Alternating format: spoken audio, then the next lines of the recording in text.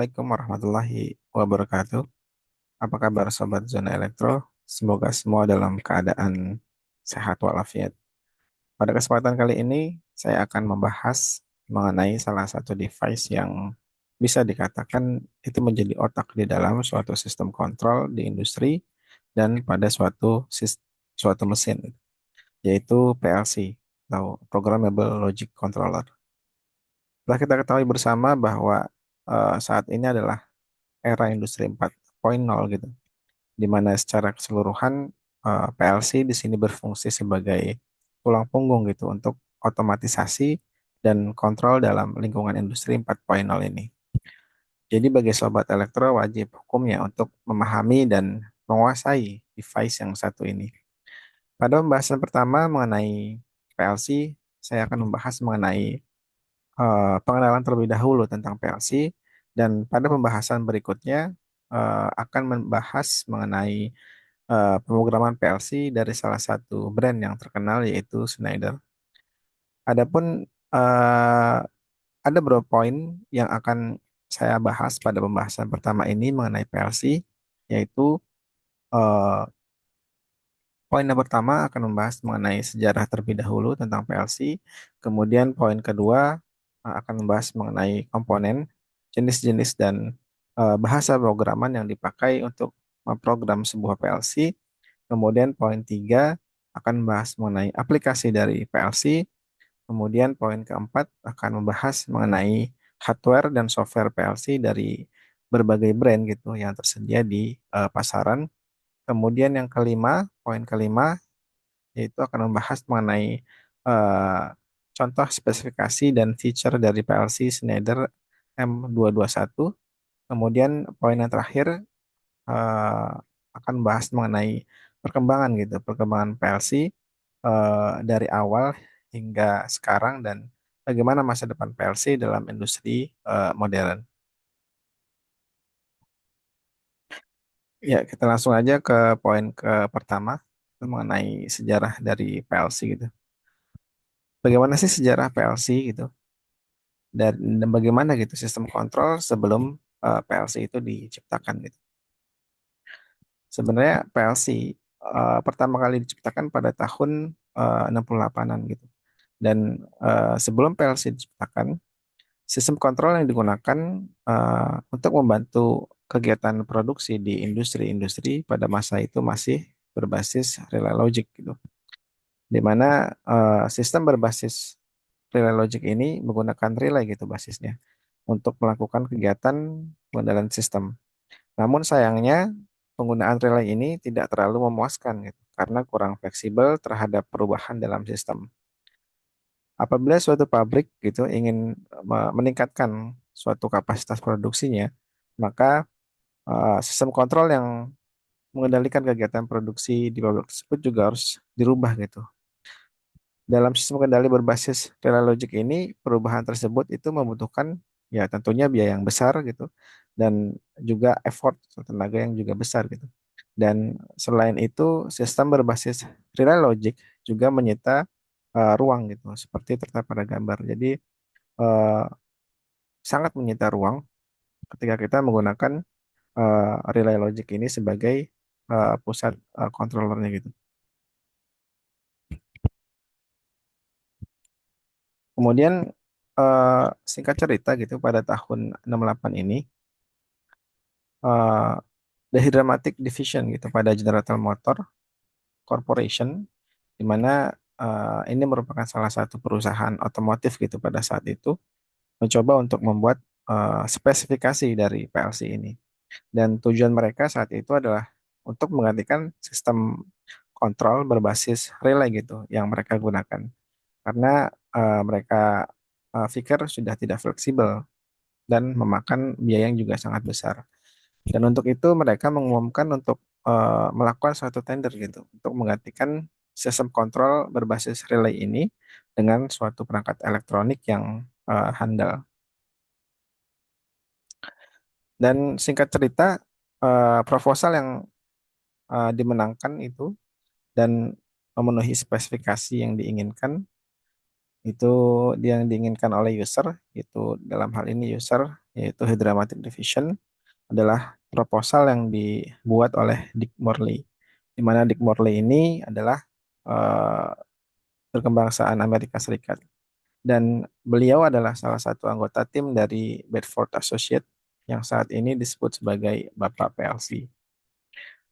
Dalam waktu singkat, penggunaan PLC juga saat itu gitu mulai menyebar ke industri-industri lain seperti industri makanan, minuman, industri pengolahan metal, industri manufaktur, dan industri kertas ya.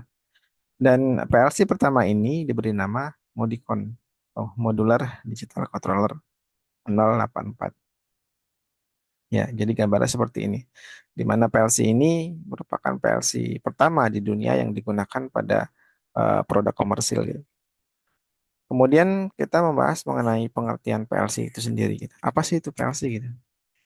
Jadi PLC adalah suatu piranti atau perangkat elektronik digital tentunya gitu ya, di mana di dalamnya sudah terpasang memori yang bisa diprogram, di mana memori tersebut untuk menyimpan instruksi-instruksi yang menjalankan fungsi yang lebih spesifik seperti contohnya fungsi logika, sequencing, timing, counting, dan arithmetic, di mana fungsi tersebut digunakan untuk mengontrol suatu mesin gitu sesuai dengan apa yang diinginkan oleh desainer gitu. Di mana sesuai namanya ada tiga konsep utama dari PLC gitu, yaitu programmable, logic, dan controller.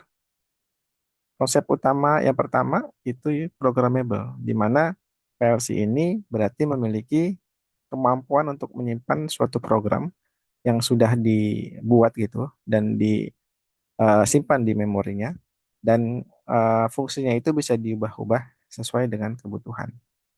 Kemudian konsep yang kedua itu logic.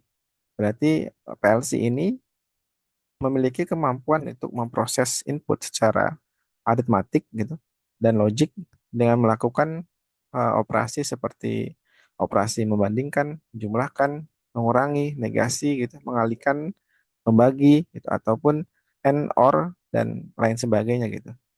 Kemudian konsep yang ketiga itu sebagai controller, di mana PLC di sini memiliki kemampuan untuk ya mengontrol gitu dan mengatur proses agar menghasilkan output yang diinginkan. Kemudian untuk eh, poin kedua, kita akan membahas mengenai komponen, kemudian jenis-jenis dan bahasa pemrograman apa saja yang digunakan untuk memprogram sebuah PLC. Kita awali dari komponen. Jadi sebuah PLC itu terdiri dari eh, bagian hardware dan juga ada software gitu. Di mana hardware adalah semua komponen yang ada di dalam sebuah PLC, baik berupa komponen elektronik maupun komponen mekaniknya gitu. Hardware PLC itu terdiri dari beberapa bagian, yaitu ada di sini ada CPU, ada CPU atau Central Processing Unit, kemudian ada memori, kemudian ada power supply, kemudian ada input dan output. Di mana CPU ini adalah merupakan pusat ya, pusat dari pengolahan data yang nantinya akan digunakan untuk melakukan proses pengolahan data tentunya. Dan biasanya CPU ini merupakan sebuah microprosesor ya. Kemudian ada memori di mana memori ini merupakan bagian dari PLC yang dapat eh, membaca atau menyimpan data baik sementara ataupun tetap itu sesuai dengan jenis memorinya gitu. Kemudian di sini juga ada power supply di mana power supply ini berfungsi untuk tentunya menyuplai tegangan DC dan mengontrol agar nilai tegangan itu selalu berada dalam nilai tegangan yang semestinya gitu. Dan agar semua perangkat dapat bekerja secara normal gitu. Kemudian di sini ada komponen input dan output nih, di mana modul input ini berfungsi sebagai modul penerima dari peralatan input. Dalam hal ini bisa berupa sensor gitu, sensor maupun push button gitu.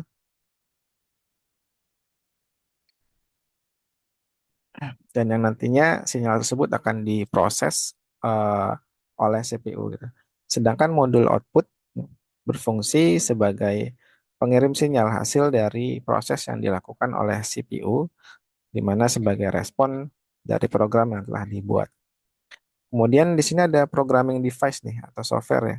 Biasanya di sini dipakai PC ya, personal komputer, di mana software ini adalah suatu perangkat lunak gitu yang digunakan untuk melaksanakan pemrograman pada sebuah PLC. Di mana dengan software ini kita bisa membuat program untuk kondisi tertentu pada sistem yang kita desain. Dan software ini biasanya harus diinstal terlebih dahulu pada PC atau personal komputer. Kemudian selanjutnya kita masuk ke jenis-jenis PLC.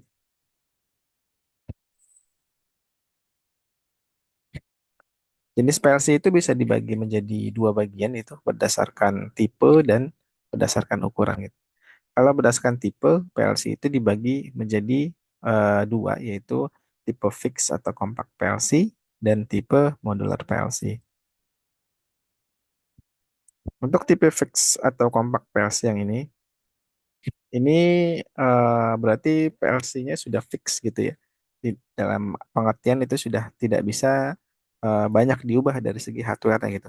Di mana bagian power supply, unit I/O dan unit CPU itu sudah terintegrasi menjadi satu kesatuan gitu. Dengan kata lain, jumlah I/O dari PLC jenis ini juga tidak bisa ditambah gitu maupun dikurangi gitu.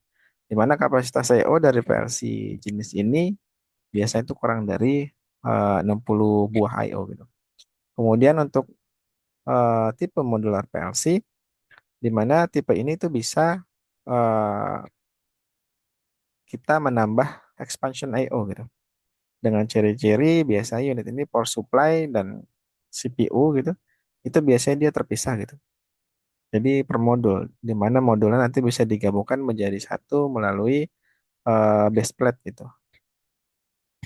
Dan biasanya modular PLC ini itu sedikit lebih rumit gitu untuk dipakai, tapi akan memudahkan kita gitu jika sewaktu-waktu kita butuh power supply yang lebih besar ataupun jumlah I/O yang lebih banyak pula gitu. Kemudian jenis PLC berdasarkan ukuran gitu. Untuk PLC, jenis-jenis PLC berdasarkan ukuran itu terbagi menjadi tiga, yaitu PLC micro, medium, dan large gitu. Di mana PLC ini dibagi menjadi tiga, itu berdasarkan jumlah dari I/O yang dimiliki gitu. Contohnya dari PLC micro gitu. PLC micro ini biasanya memiliki kapasitas I/O yang terbatas gitu. Dan biasanya seringkali di bawah 50 I/O. Dan PLC ini biasanya diaplikasikan untuk aplikasi sederhana dengan kebutuhan kontrol yang tidak terlalu kompleks gitu. Dan biasanya cocok untuk digunakan di mesin-mesin kecil gitu dan peralatan sederhana dan aplikasi rumahan gitu.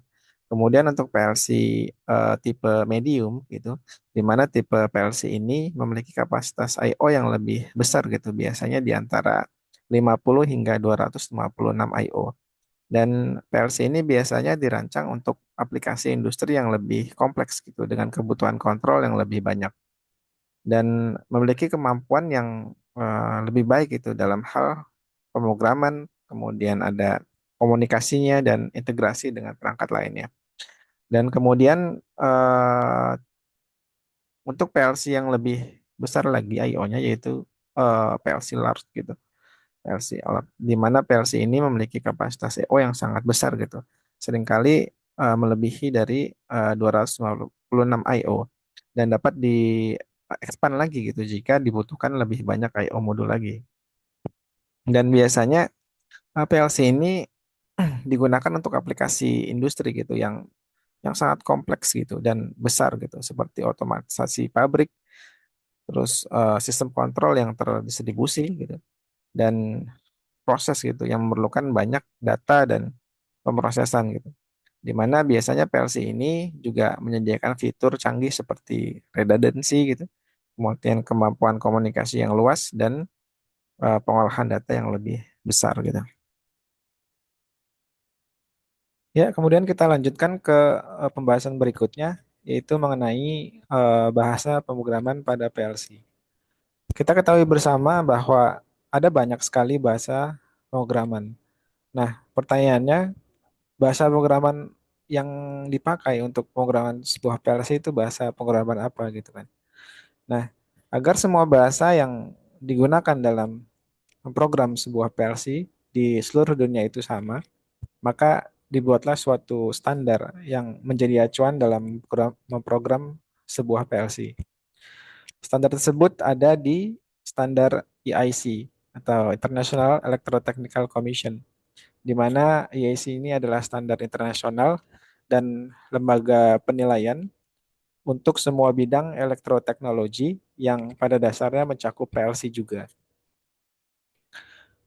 EIC telah menetapkan atau menerbitkan standar EIC 61131 untuk PLC yang harus diikuti oleh semua pengguna di seluruh dunia gitu, dan memiliki bagian khusus untuk bahasa pemrograman PLC.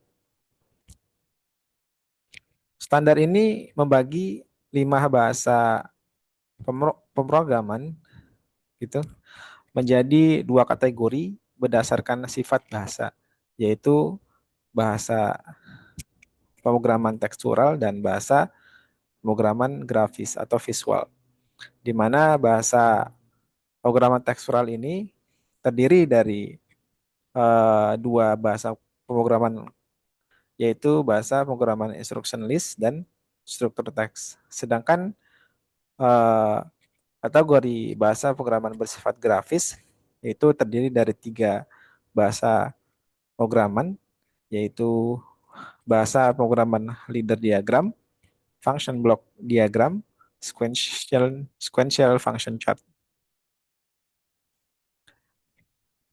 Dan berikut ini adalah gambaran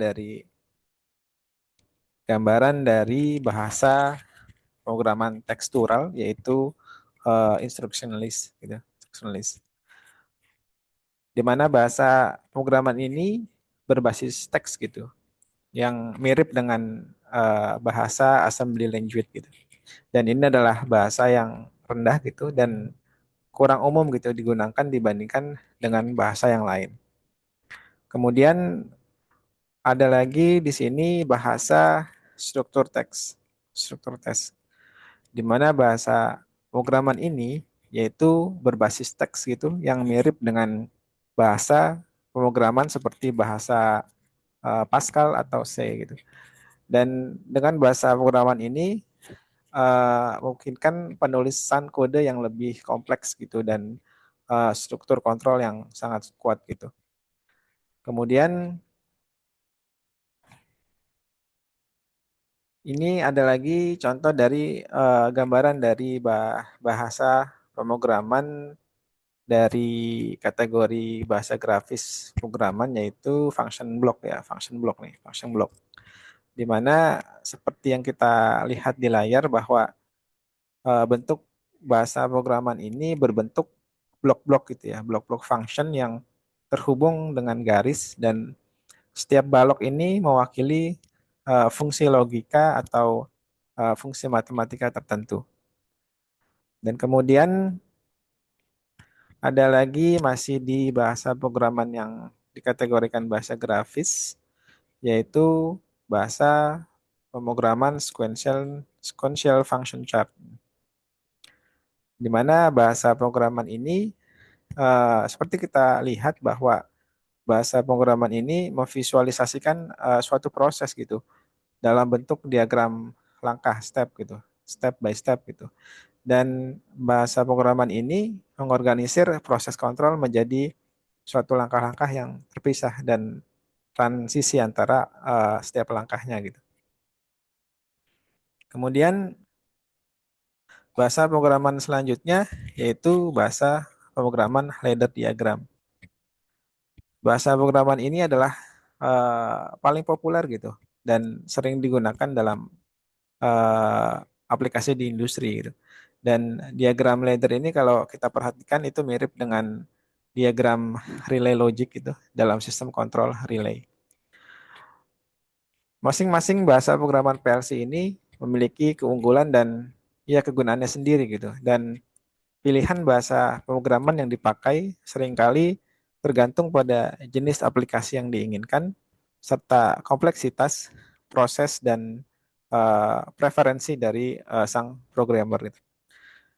Untuk menjelaskan lebih detail mengenai bahasa pemrograman ini, saya akan coba membuatkan video berikutnya gitu mengenai bahasa pemrograman PLC dengan menggunakan kelima bahasa pemrograman yang sudah saya jelaskan sebelumnya.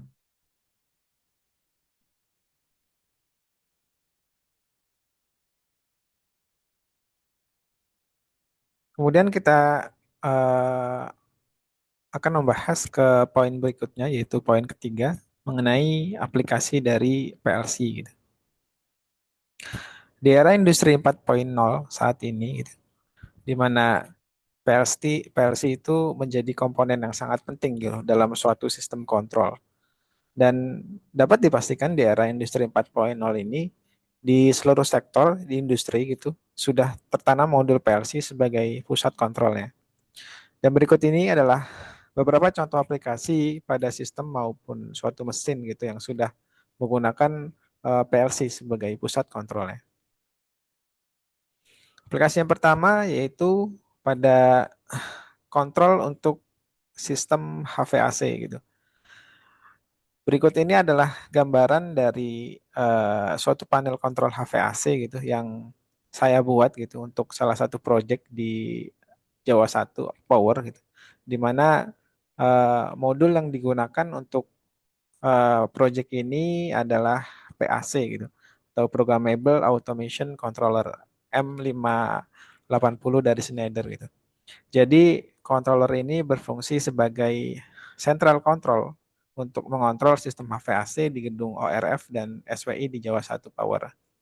Di mana fungsi utamanya adalah untuk mengontrol temperatur, kemudian humidity, kelembaban dan tekanan udara di dalam ruangan tersebut gitu.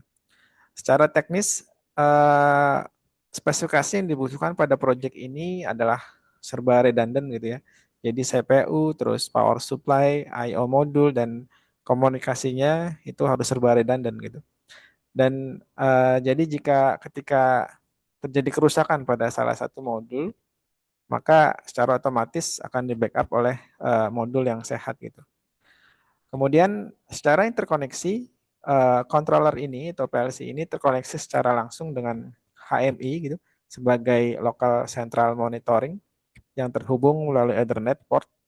Sayangnya di sini saya nggak ngelampirin apa gambar HMI-nya ada di memic panel di depan panel gitu ya. Kemudian juga secara interkoneksi PLC ini juga terhubung ke transmitter yaitu transmitter temperatur, pressure, humidity gitu yang secara interkoneksi langsung terhubung ke analog input dari PLC ya. Kemudian juga ada starter fan gitu, di mana starter fan-nya menggunakan metode direct online gitu, menggunakan kontaktor yang terhubung juga langsung ke modul DI/DO dari PLC. Dan secara interkoneksi juga PLC ini juga terhubung ke CCR gitu, CCR Central Control Room. Jadi operator dapat melakukan monitoring dan controlling sistem HVAC dari ruangan CCR gitu. Dan secara interkoneksi, controller untuk sistem HVAC juga terkoneksi dengan controller DCS gitu di ruang CCR melalui port DI/DO PLC maupun melalui komunikasi port Modbus RT485 gitu. Kemudian aplikasi PLC yang kedua yaitu pada mesin conveyor nih. Jadi berikut ini adalah gambaran dari panel kontrol conveyor, di mana panel ini itu terdiri dari starter motor, Starter motornya menggunakan VSD nih.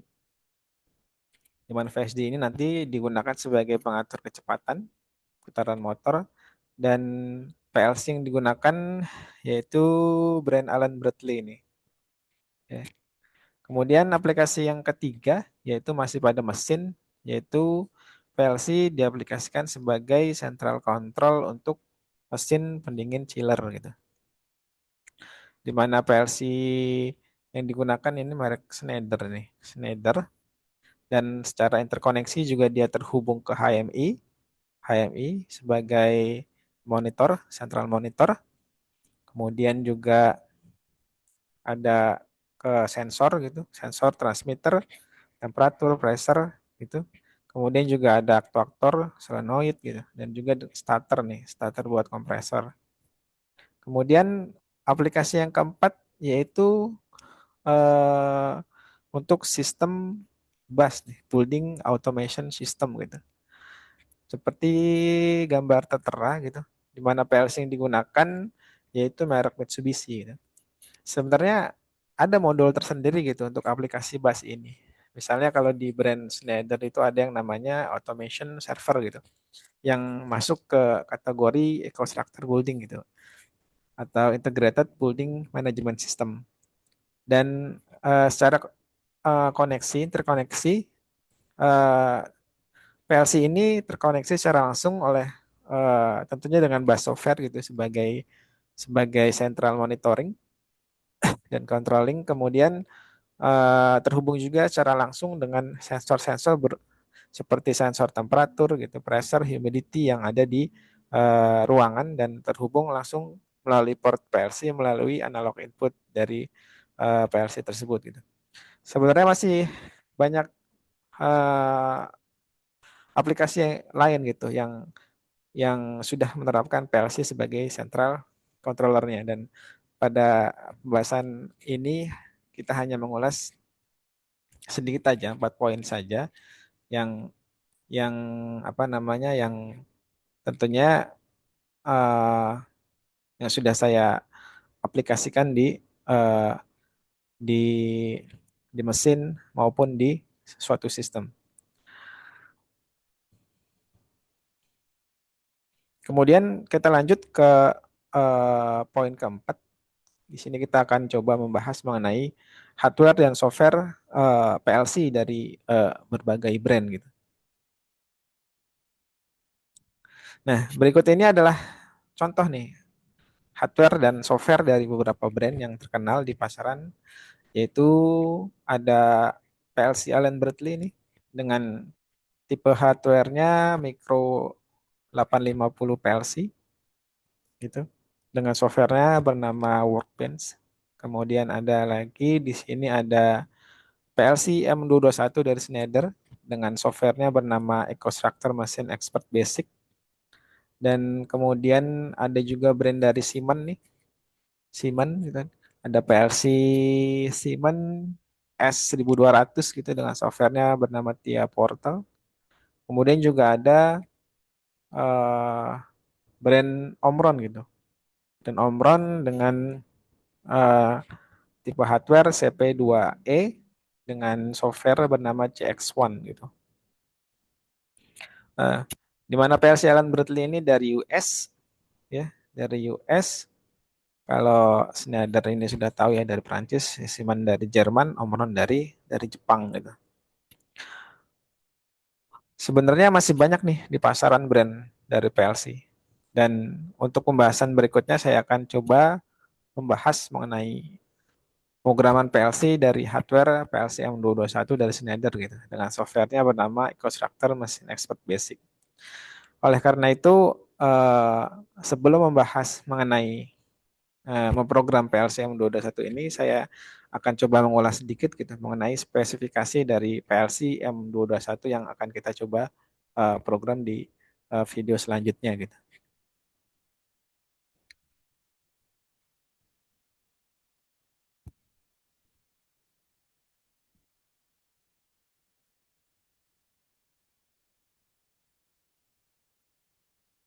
Nah, pada video selanjutnya gitu saya akan coba mengenai eh, membahas mengenai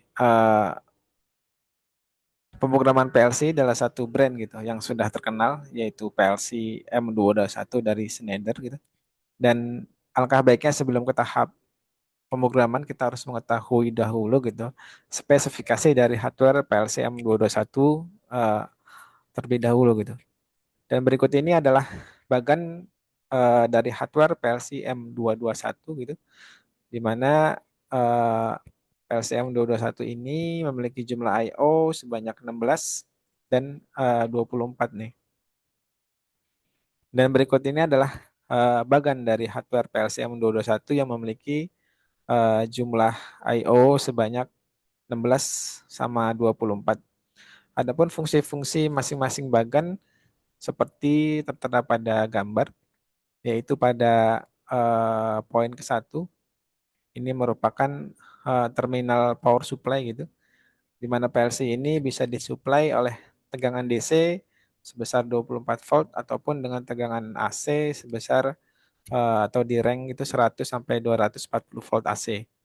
Kemudian yang kedua ini, bagian nomor 2, ini adalah eh, Ethernet network gitu, berbentuk RJ45. Kemudian bagian nomor 3 ini ada mini USB di dalamnya nih. Jadi covernya kalau dibuka di dalamnya ada mini USB gitu. Dan mini USB ini bisa difungsikan untuk memprogram, mendownload ataupun mengupload eh, program yang sudah dibuat di EcoStructure Machine Expert Basic gitu. Dan di sini juga di dalamnya nih kalau dibuka ada slot SD memory card dan ada switch run atau stop dari PLC-nya gitu. Kemudian nomor 4 ini ada serial link port nih, yaitu ada RS232 ataupun RS485 gitu. Dengan bentuk hardware-nya koneksinya RJ45 connector. Dan kemudian ada bagian nomor 5 ini, ini bisa difungsikan sebagai apa kalau dibuka nih, nanti di dalamnya bisa difungsikan sebagai expand expand dari analog input gitu. Ada dua analog input di sini bisa dipasang. Kemudian bagian nomor 7, 7 ini digital input nih, logic input. Kemudian nomor 8 ini ada apa nih? Ada slot baterai ya, backup baterai. Kemudian ada nomor 9 ini, di sini ada LED display gitu. LED display jadi indikasi eh, input maupun output yang aktif. Terus ada status dari serial link ya. Kemudian yang nomor 10 ini, 10 nih bagian samping ya. Jadi buat expand nih. Jadi kalau kalau sisinya dibalik nih sebelah kanan gitu dibalik, di sini ada konektor lagi yang fungsinya untuk mengekspan modul I/O dari PLC M221 ini. Kemudian nomor 10, nah nomor nomor 11 ya, nomor 11 di sini juga bisa dicopot dan bisa ditambahkan expand I/O cartridge gitu. Kemudian di sini ada nomor 12, ini ada terminal untuk outputnya gitu. Output. Jadi yang nomor 7 nih inputnya, nomor nomor 12 ya, nomor 12 ini outputnya gitu.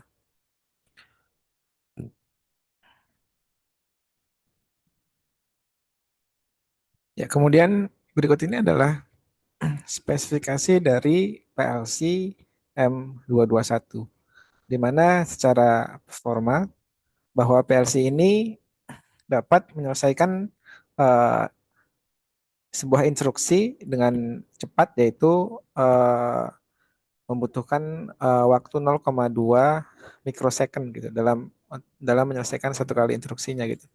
Kemudian memori dari PLC M221 ini yaitu untuk RAM-nya 640 kilobyte, sedangkan memori flash-nya 2 megabyte gitu. Dan PLC ini membutuhkan supply voltage sebesar 24 volt DC ataupun bisa juga disuplai dengan tegangan AC dengan range 100 hingga 240 volt AC gitu. Dan PLC ini juga sudah terdapat embedded komunikasi gitu. Komunikasi itu ada komunikasi Ethernet IP, kemudian ada Modbus RTU, serial link, ini 4, RS485 ataupun 232, dan juga tersedia port USB mini sebagai programming port. Dan modul PLC ini juga bisa ditambah lagi nih, optional nih, optional ditambah satu komunikasi untuk komunikasi serial gitu.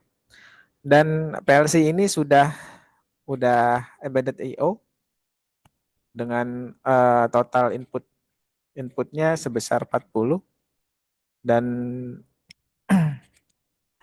outputnya itu 16 ya, sebesar 16. Ini outputnya bisa berupa relay ataupun berupa output transistor gitu. Dan juga di sini ada analog nih, dua analog, dua analog input gitu. Kemudian untuk memprogram PLCM 221 ini kita menggunakan konfigurasi software yaitu EcoStruxure Machine Expert Basic. Di mana software ini gratis ya, bisa di-download di web Schneider langsung gitu. Kemudian untuk PLCM 221 ini dia bisa di-expand gitu, expand jika eh, di sistem itu membutuhkan I/O yang lebih banyak daripada I/O yang sudah ada di modulnya. Itu kita bisa expand dengan modul Modicon TM3 gitu.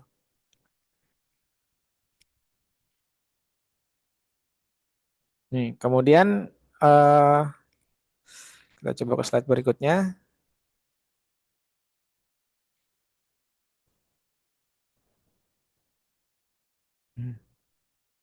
Nah, ini jika kita sedang mendesain gitu sebuah sistem kontrol yang memiliki input atau output yang lebih banyak gitu. Jadi kita bisa menambahkan I/O tambahan tadi yang seperti saya bilang gitu. Untuk mengekspan PLCM 221 ini kita menggunakan modul TM3 I/O system gitu. Dan I/O tambahan ini bisa kita hubungkan melalui local I/O ataupun remote I/O dan distributed I/O. Dan kemudian berikut ini adalah contoh dari interkoneksi PLC M221 gitu.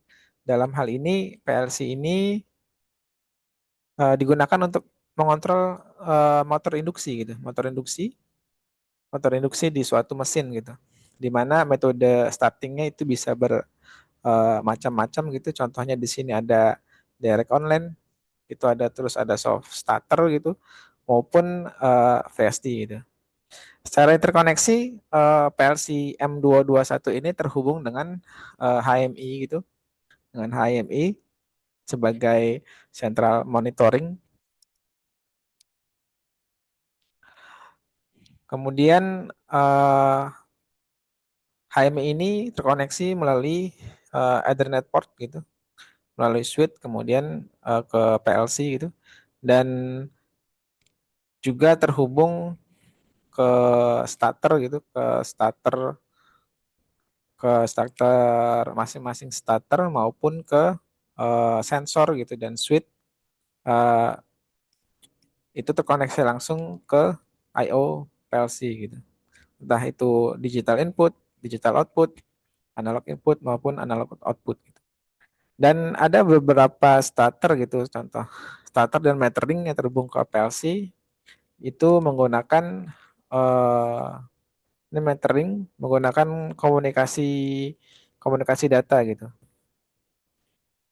Di mana komunikasi yang digunakan itu komunikasi Modbus nih, Modbus, Modbus. Jadi eh, dengan komunikasi ini kita bisa membaca eh, contohnya seperti nilai arus pada kWh meter yang sudah terhubung di sini gitu. Jadi kita bisa membaca dan kita ambil datanya melalui komunikasi serial ini gitu.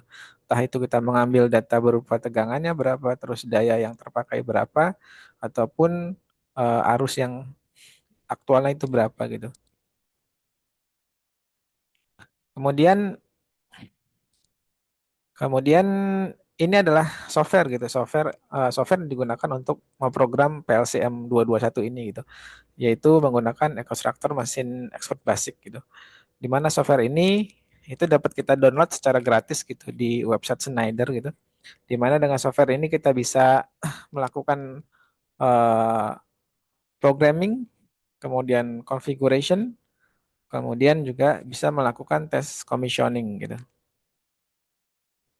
Dan kemudian software ini harus diinstal gitu ya, harus diinstal ke PC, di mana eh, software ini membutuhkan kualifikasi PC dengan apa namanya sistem minimum ya, minimum sistem requirement untuk PC yang dibutuhkan itu untuk prosesornya Intel Core Duo itu minimum, kemudian memori RAM-nya dibutuhkan 1 GB gitu, dan display resolusinya 128 100 1280 kali 768 piksel gitu, atau yang di atasnya juga bisa, dan sistem operatingnya bisa yang 32 ataupun 64 bit gitu.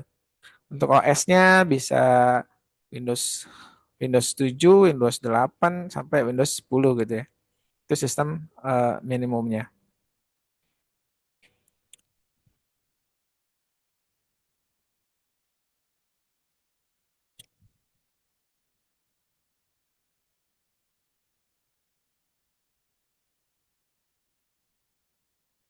Kemudian kita akan membahas poin yang terakhir, yaitu poin 6, yaitu mengenai pengembangan dan masa depan PLC dalam industrial modern. PLC atau Programmable Logic Controller telah mengalami perkembangan yang cukup signifikan gitu sejak diperkenalkan pada tahun 1968-an gitu. Dan berikut ini adalah ringkasan perkembangan PLC dari tahun 68-an hingga sekarang gitu. Diawali dari era awal dari PLC, di mana pada tahun ini merupakan awal dari PLC, yaitu di era 70-an gitu. Di mana pada era ini itu terjadi suatu penemuan dan pengembangan dari PLC. PLC pertama kali diperkenalkan oleh Richard Morley itu pada tahun 68 gitu. Tetapi adopsi mulai meluas terjadi pada awal 70-an gitu. Di mana PLC pada awalnya dirancang untuk menggantikan relay logic gitu dalam sistem kontrol industri gitu. Dan desain dan teknologi awal PLC itu pertama menggunakan komponen berbasis relay gitu dan memiliki kapabilitas pemrograman yang terbatas. Dan oleh sebab itu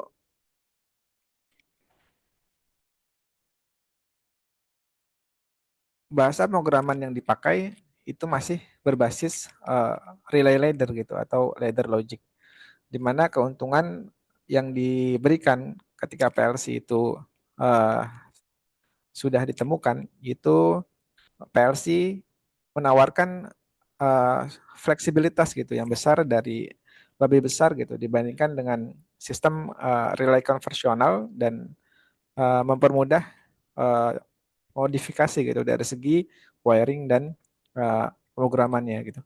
Kemudian dalam kurun waktu 10 tahun, yaitu tahun 1980, terjadi perkembangan gitu. Itu uh, terjadi pertumbuhan dan standarisasi gitu pada tahun ini.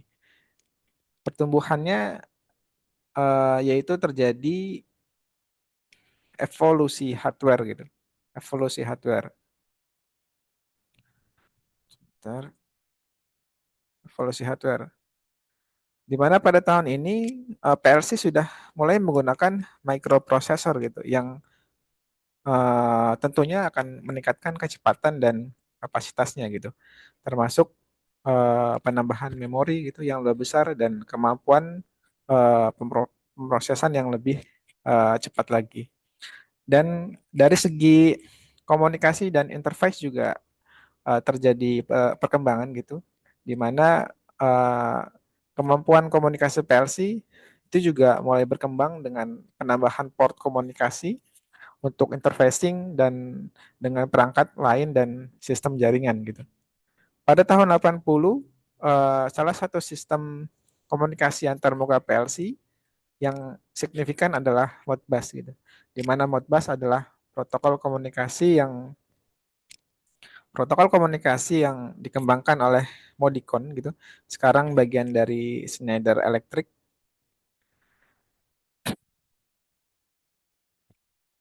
Sekarang bagian dari Schneider Electric gitu. Eh, di mana dengan komunikasi ini bisa menghubungkan PLC dengan perangkat lain gitu seperti sensor, aktuator dan perangkat kontrol industri lain yang tentunya juga sudah terpasang eh, modul komunikasi yang serupa yaitu Modbus. Kemudian ada standarisasi di bahasa pemrograman gitu. Pada tahun ini terjadinya standarisasi dan pengembangan dari standar bahasa programan yaitu EIC 61131 gitu. Seperti udah adanya bahasa pemrograman ladder logic, kemudian function block diagram, kemudian struktur teks uh, dan ketiga pemrograman tersebut itu sudah menjadi standarisasi uh, bahasa programan yang dipakai dalam program sebuah PLC pada tahun 80 gitu. Tentunya dengan penambahan pemrograman ini mempermudah gitu untuk memprogram dan melakukan integrasi dengan uh, modul yang lain gitu. Kemudian dalam kurun waktu 10 tahun yaitu tahun tahun 90 gitu terjadi beberapa perkembangan yaitu perkembangan dari sisi komunikasi jaringan gitu. Dan pada tahun ini PLC mulai mendukung protokol komunikasi industrial seperti uh, Profibus, kemudian DeviceNet dan Ethernet IP gitu. Dan memungkinkan pula integrasi yang lebih luas gitu dan baik dengan sistem kontrol dan perangkat lain gitu. Dan pada tahun ini juga terjadi perkembangan yaitu pengembangan dari sisi software gitu, di mana software pemrograman PLC menjadi lebih canggih gitu dengan antarmuka grafis dan fitur debugging yang lebih baik gitu. Dan beberapa PLC mulai mendukung pemrograman berbasis objek gitu dan dapat pula terintegrasi dengan sistem SCADA gitu. Kemudian pada tahun 690 ini juga terjadi yang namanya PLC sudah digunakan dalam otomatisasi gitu. Di mana eh, pada tahun ini PLC sudah digunakan secara luas gitu dalam berbagai aplikasi otomatisasi industri gitu termasuk pengendalian proses gitu, otomatisasi pabrik dan sistem kontrol mesin gitu. Kemudian dalam kurun waktu 10 tahun yaitu tahun tahun 2000 ya, tahun 2000 di mana pada tahun ini terjadi eh, yang namanya modernisasi dan konektivitas gitu. Pada tahun ini terjadinya kinerja dan kapasitas PLC yang lebih tinggi gitu. Di mana eh, PLC modern gitu menawarkan kinerja yang lebih tinggi dengan prosesor yang lebih cepat, memori yang lebih besar dan dukungan tentunya dukungan I/O expand yang lebih banyak lagi gitu. Kemudian dari segi konektivitas gitu. Pada tahun ini PLC sudah bisa terkoneksi terkoneksi terkoneksi oleh jaringan internet gitu atau dan IoT gitu ya. Di mana PLC pada tahun ini mulai mendukung konektivitas internet dan teknologi Internet of Things atau IoT gitu. Di mana dengan konektivitas ini memungkinkan melakukan pengawasan dan kontrol jarak jauh gitu. Dan sistem dapat terhubung dengan cloud untuk melakukan analisis data dan pemeliharaan prediktif gitu. Kemudian pada tahun ini kita juga bisa melakukan integrasi dengan sistem lain gitu. Maksudnya itu PLC dapat terintegrasi gitu dalam sistem lainnya seperti ERP (Enterprise Resource Planning) dan MES (Manufacturing Execution System) dan juga meningkatkan visibilitas dan kontrol operasional gitu. Kemudian dalam kurun waktu 10 tahun, yaitu tahun 2010, terjadi beberapa perkembangan, nah, yaitu berkembangnya PLC menjadi Smart PLC gitu. Apa itu Smart PLC gitu?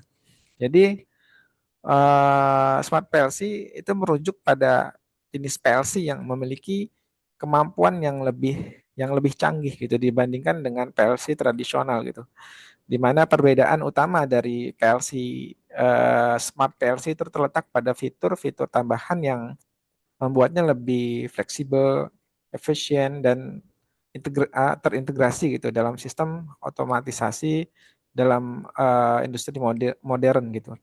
Dan biasanya Smart PLC ini memiliki beberapa fitur utama gitu. Contohnya dia memiliki kemampuan untuk pemrosesan data yang lebih tinggi gitu.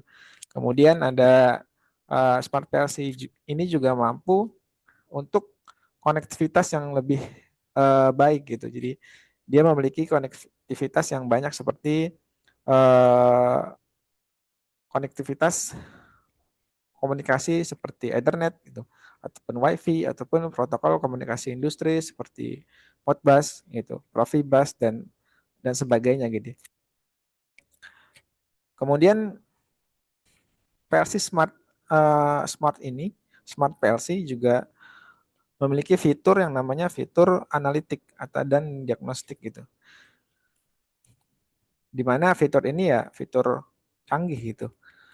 Di mana contohnya PLC ini dapat memantau kinerja sistem secara real time gitu, membuat laporan, kemudian deteksi kesalahan gitu. Dan ini tentunya membantu gitu dalam memelihara preventif dan perbaikan lebih cepat lagi gitu. Kemudian Smart PLC juga memiliki fitur yang namanya kemampuan pemrograman yang fleksibel. Kemudian juga antar muka pengguna yang lebih canggih gitu. Kemudian juga fungsionalitas berbasis web nih dan cloud gitu. Dan beberapa Smart PLC itu sudah mendukung akses dan kontrol berbasis web atau cloud gitu. Dengan itu memungkinkan pengguna untuk bisa memantau dan mengelola sistem dari jarak jauh, yaitu melalui jaringan internet gitu. Kemudian Smart PLC juga memiliki fitur yang namanya modularitas dan skalabilitas gitu. Jadi pengertiannya bahwa Smart PLC ini seringkali dirancang dengan arsitektur modular gitu yang memungkinkan user itu bisa menambahkan atau mengganti modul I/O dengan mudah sesuai dengan kebutuhan sistem gitu. Secara keseluruhan Smart PLC ini memberikan lebih banyak fleksibilitas gitu, integritas dan kemampuan yang modern canggih gitu dibandingkan dengan PLC tradisional gitu. Dan PLC ini menjadikan pilihan yang ideal untuk aplikasi otomatisasi industri yang kompleks dan tentunya juga dinamis gitu. Kemudian pada tahun 2010 ini juga terjadi perkembangan yaitu dari sisi keamanan cyber gitu. Karena semakin besar gitu jumlah data yang ditampung secara otomatis data tersebut itu harus diproteksi gitu.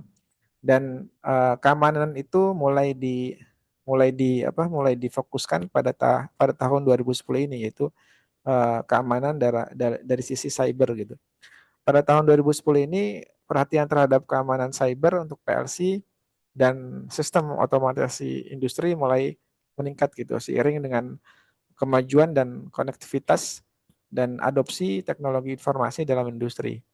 Meskipun praktik keamanan cyber pada masa masa itu yaitu tahun 2010 itu masih belum secanggih saat ini.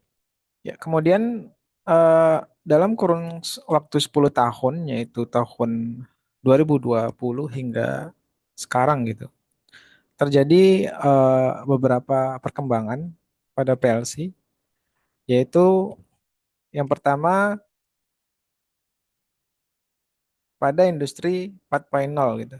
Di mana eh, industri 4.0 ini PLC eh, semakin berintegrasi dengan konsep industri 4.0 gitu yang mencakup eh, otomatisasi cerdas gitu, sistem cyber fisik dan integrasi data besar gitu.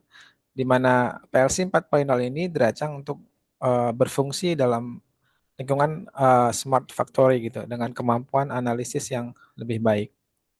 Dan pada tahun ini juga berkembang yang namanya AI, Artificial Intelligence dan ML Machine Learning gitu. Dengan ini PLC bisa menawarkan sebuah potensi besar gitu untuk meningkatkan yang namanya efisiensi, terus fleksibilitas dan kemampuan sistem otomatisasi industri. Meskipun PLC industrial gitu dirancang untuk kontrol logika terprogram secara statis dengan pemanfaatan AI dan ML gitu, machine learning itu bisa memperkenalkan kemampuan analitik gitu dan adaptif yang sangat canggih gitu. Salah satu aplikasi dari AI dan ML ini di yang bisa diterapkan dalam konteks PLC yaitu yang pertama itu pemeliharaan prediktif gitu. Itu contohnya pada analisis data sensor gitu, di mana machine learning ini juga dapat digunakan untuk menganalisis data dan dari sensor yang terhubung ke PLC menggunakan algoritma machine learning itu dapat mendeteksi pola dan anomali yang mungkin mengindikasikan kegagalan peralatan sebelum terjadi. Dan ini sangat membantu gitu dalam pemeliharaan prediktif gitu, mengurangi downtime dan biaya perbaikan.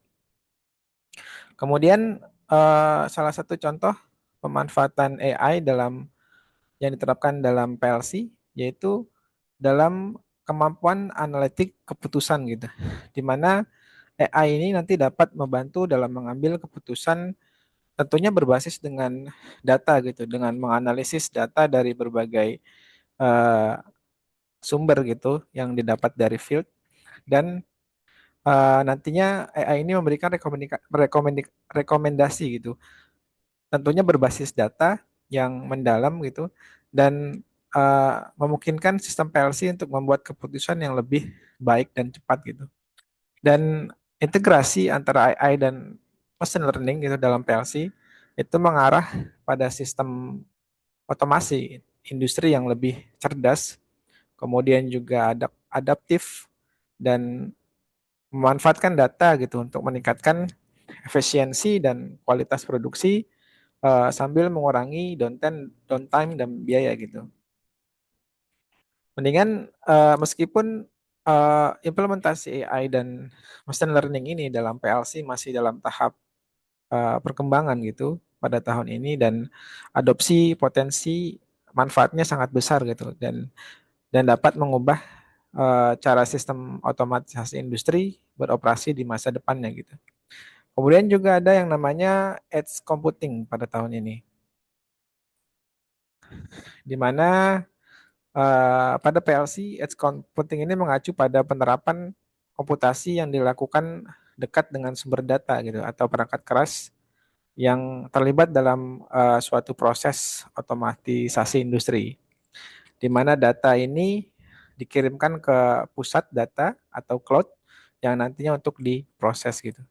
Dan konsep ini mengurangi latensi atau penghematan bandwidth gitu dan memungkinkan pemrosesan data secara real time di lokasi yang lebih dekat dengan perangkat dan sensor tentunya gitu. Dan beberapa manfaat gitu edge computing ini yang bisa diterapkan dan dimanfaatkan untuk PLC, yaitu salah satunya adalah analisa dan pengambilan keputusan secara lokal gitu.